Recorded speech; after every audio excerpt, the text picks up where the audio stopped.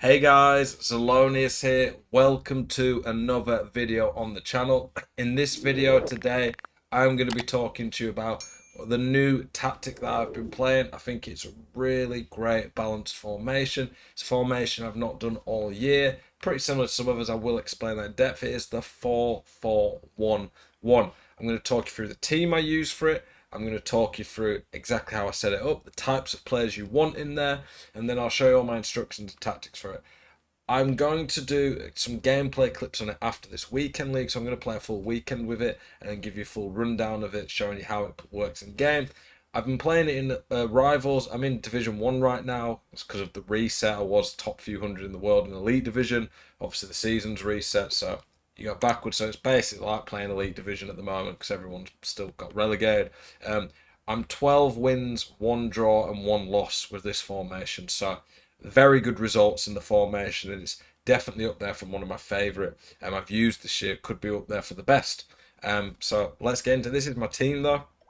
Musiala, Butragueno, big additions in there. Wish I'd sold some of the players I was going to sell and then bought them back a few days later. Some of the prices have dropped ridiculously. So, yeah, what do you guys think of the market drop? And is there any particular formation custom tactic you guys like at the moment? So when we look here, I've got two setups.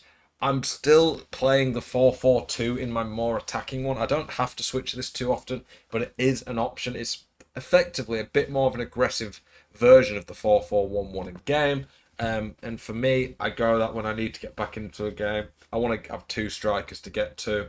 I need to be a bit more aggressive. But it presses in a fairly similar way. But the 4-4-1-1 is the one we are going to be focusing on more. Somebody did ask in one of the comments about can I show a video for a tactic to see out games. Generally speaking, I do use my defensive one. It's not that often I switch to an ultra defensive one, but I do have this as an option. I will do a video dedicated to that in the next week. I do read all the comments. I try to respond to as many as I can. If I ever miss one, I do apologise. Are you sick to death of getting out teamed on FC24? Want that God squad you've always been dreaming of? Check out iggm.com today. The best and most reliable place to get coins for your ultimate team.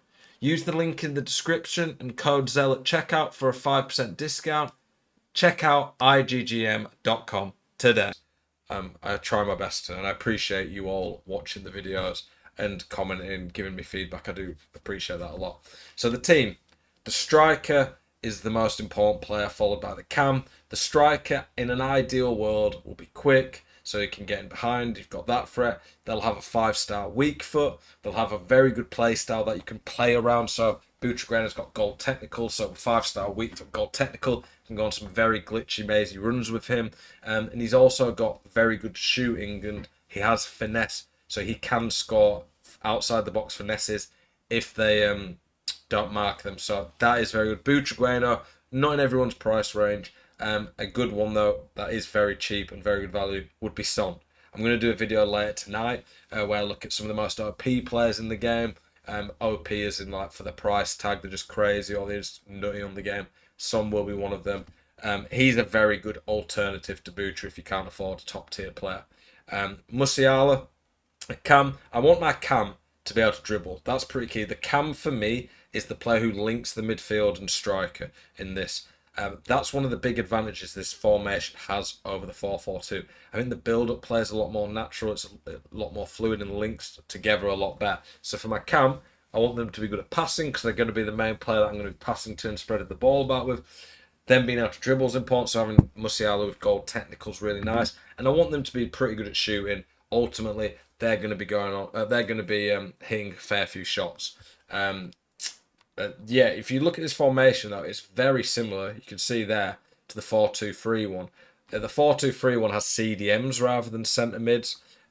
This formation is basically a hybrid of the 4-4-2 and the 4-2-3-1. There's two versions of this formation. You can either go this one or the normal one. The number 2 variation has a cam. The number 1 has a centre forward. I think the cam one suits this one more. I think cams can help a bit more with the defending. For the left mid and right mid, pace is very important. These are going to be outlet where you're going to go out wide to them. You need them to be able to have pace to get in behind. If they are too slow, to be able to outpace a fullback when you get a through ball. That's going to really hurt the attack.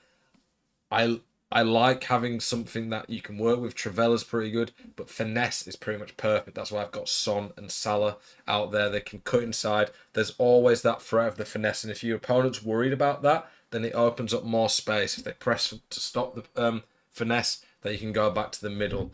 I love on this game having two ball playing midfielders. Patelis and Bonmati are great value for how good they are on the game. I'm not a huge fan of clunky midfielders this year. I don't think you need anchorman defensive minded midfielders. I think some players like Vieira, obviously outstanding. If I had Vieira, I would put him in. But there's very few players like that I think are worth it on this game. I think the creative ones who can dribble, pass, they're a lot more important. Centre backs, pretty obvious. Full-backs, quick, strong, decent on the ball. Pace, I honestly really like Alphonso Davies. I got him untradeable, never used him, but he links Musiala in. He's very, very good with that recovery speed. Being good on the ball is useful for getting out the press, but the centre backs, big, one that's got aerials, very useful. So having Van Dijk in there's great. But what you want from a centre back is pretty much the same in every formation. Now the tactic, 40 width. Because my fullbacks are staying back, I'm fairly compact. I can switch to them and cover if I need. The depth, I've got it in the middle. Like if you play, I think it's 46 depth. When does it even change in the instruction? No, it doesn't say it, but I think it's 46 depth when players start to get a bit of AI press. It's 71 where they get the crazy AI press. I prefer a balance. The 71 depth press is OP on this game against worse players and in bad gameplay. I'm not, without trying to sound arrogant, I'm not playing bad players that often. I'm playing in the top elite division. Once you win more games in Championship, you seem to start playing better players. You can get torn apart if the gameplay is good by a good player when you play 71 depth. I do use it in my more aggressive formation to get back into a game because I still think it helps the press. And sometimes you do need to be more aggressive and take more risks. But I think the way I've set this up in general works better. There's two variations here. So you might get some people who play this and just skip through the video. I explain in depth, and I'm not just waffling for the sake. I'm not just trying to make sure the video's over 8 minutes for adverts. I'm explaining in depth to try help you guys get the most out of it. I've been trying to play balanced. I've been recommending balanced direct a lot. I'm finding direct definitely has its pros. In a more aggressive formation when I'm pressing, I would use direct. Direct, if you want to go straight to the striker and you are struggling to get out the press, probably a bit better. But then at times it does leave you a bit isolated. Whereas this formation, where you've got the perfect link up between the centre mids to the cam to the striker, I'm finding balanced chance creation works really well in this formation. I'm really liking it. It allows me, in my opinion, to play a bit more natural, fluid football. For the width, I've got it quite low. You can up it if you feel like you're struggling to get out wide enough. This formation's definitely going to be good for cutbacks. I don't really abuse them too much. It is great on the game. I just don't enjoy that. Ultimately, sure, I do use some stuff that's really OP on the game list, but I just some ways of playing. If you want to do that, fair enough. I really compare, really want to win, but I just hate playing the game if I just spammed it down the line all game. That's not my way of playing. Players in box 6.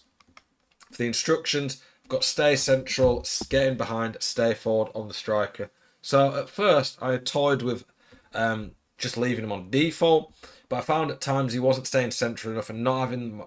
I need that focal point. I found that getting behind runs when I wasn't using direct passing seemed to work fine for him, and stay forward. It just gives me that counter attacking threat as well.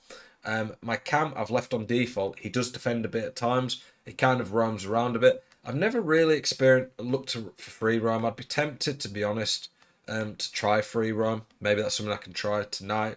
Mess around with it. The centre mids I've got on balanced and then cover wing. I've got them on cover wing, so if the wingers get forward, I've got the option of them going in there. But generally speaking, you could have them on cover centre too. I don't think it makes a huge difference. I've got them on balanced attack because I want them to be able to get forward and actually offer me an option there. I'm not finding myself too defensively open. If you were though, you could put stay back while attacking, or maybe on one of them. But I'm finding this is helping me a lot in the build-up. It's quite a defensively sound formation anyway. Come back on defense, getting behind, getting to the box for the wingers. That's working a lot, helping me getting behind and have that outlet for through balls to get out the press, but then they also defend and then stay back, overlap on the fullbacks. It means they tend to make smarter overlapping runs in general, but they are generally as well staying back and making it a defensively quite secure formation. Appreciate you guys watching this video. If you want to see the more aggressive 4-4-2, I do have that in my 4-4-2 videos. I will do a video more in depth about the seeing out a game tactic. Appreciate you as always watching the videos. Keep it spicy. I will see you guys in the next one. Peace.